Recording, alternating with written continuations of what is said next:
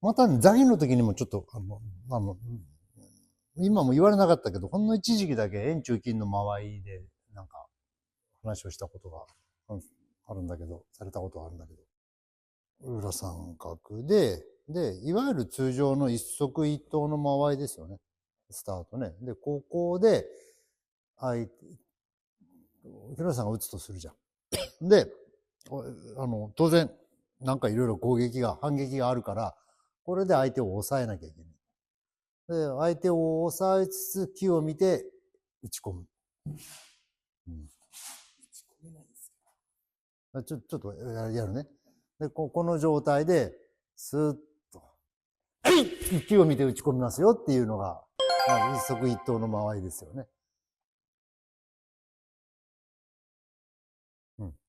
だけど、打ち込む前に目を見開くのやめよう。こちらの方は分かんないでしょうけど。打つ前に目がガーッと見開くんで、先にそれじゃ分かっちゃうから。半眼でお願いします。これでぐーっと、俺がなんかしようとしたら、これでその動きをこう、止めるつもりで、ぐーっと押さえて木を見て、いいです。そうです。今だったら俺釣られて、ってなるわけじゃないですか。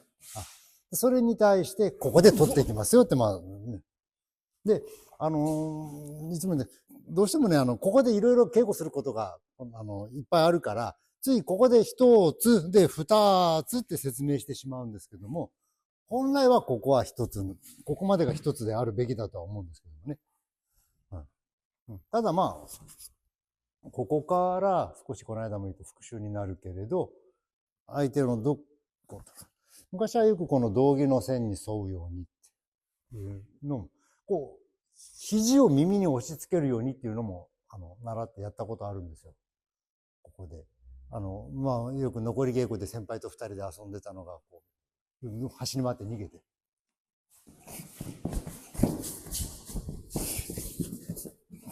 ずーっとこう逃がさない。肘を常に相手の耳につけるようにしてて、こう二人で、先輩と二人で夜中の夜、ここで路上中二人でこうして走り回ってやってたんだけど、ここで、これ多分ね、押したら逃げれるんだ。そう。で、当然弱くても逃げれるやろ。そう。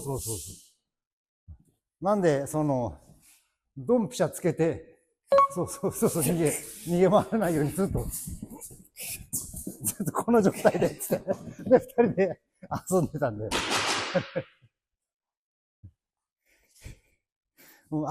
び稽古ってことも、俺まだ10代だったし、先輩も20代で二人で遊んでたことがあるけれど。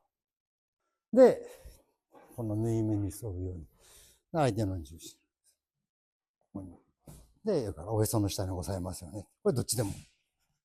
ただし、ここだと木下さん楽だからと反撃もできるし、何より俺の足がまず取れるやろ。だからやっぱ、そう、向こうの手使えないよね。ちょっと相手の重心の指示面から相手の重心をちょっとだけ外してあげないといけない。強烈に外してしまうと、反応できるから。微妙なところで相手の重心をちょっと外してあげると。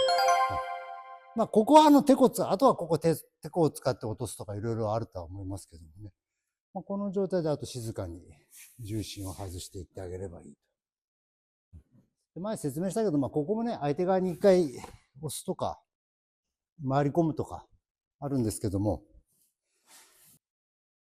木下さんの重心の指示面からそーっと外して、自分のおへその下、ちょうどいいとこにリードしてあげたら穏やかでいいかなと。ですよね。で、肩よりと平行か肩よりちょっと高いところで、伸ばしてあげる。多分、肩硬い人だったら多分これだけでも立ちにくくなるっていうか。これ今なんもないのにね。今、ごめんね。これ今置いてるだけなんよね。何もないやろ。ここで、伸ばしてあげる。ぐーっと。ここを伸ばしてあげると相手動きにくくなりますよ。そうそう。まあ昔だったらこう直で踏んづけちゃったりとかもあるんだろうけど、今そんなことはしたくないから。ここで伸ばしてあげる。で、肘と手首を。まあ人によってはね、ここでそのなんとかツボを押さえて痛みを与えるのとか好きな人もいらっしゃる方は思いますけど、個人的にはまあこんな感じで押さえてますけどね。で、ここで、縫い目に沿う相手の重心を取る。で、まあ裏でも一緒なんですけど、まあポジション取りをしている。で、押したり引いたり、そうそう。いいよ。もうなんか反撃、そこの状態で反撃できるじゃん。だから相手の重心を指示面から外してあげる。で、ありがちなのが、こうで引いてしまう。うん。それじゃないよねって。で、ちょっとこの間回し足の説明もしたけど。で、この重心がスーッと入ってきて、自分のおへその下に入っていく。スッと。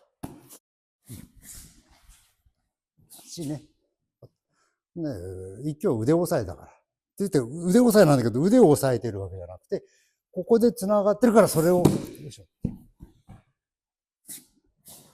この辺がちょっと分かりにくくなってきますですよね。そこに今腕を押したろ？そう。これ腕を押してるんです。そうじゃなくて、木下さんと繋がるために、木下さん目力強いけど、さすがにね、目だけでは相手どうしようもないから、具体的な接点がいるから、それがたまたま今腕押さえで、腕に接触してますよ。で腕をでも下げてもしゃあない。で、そうではなくて、よいしょ。で、いきゃ、スーッとそのまま。みたいなことも、できる。この辺ですかね。またなんか思いついたら、やるとして。はい。とりあえず、この辺で。